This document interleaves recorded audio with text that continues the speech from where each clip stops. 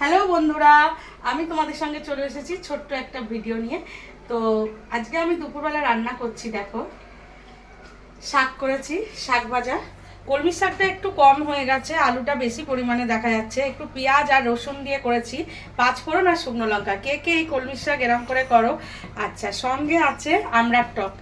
এটা তোল। এই দেখো, সর্ষে ফোড়ন দিয়ে আমরা টক করেছি।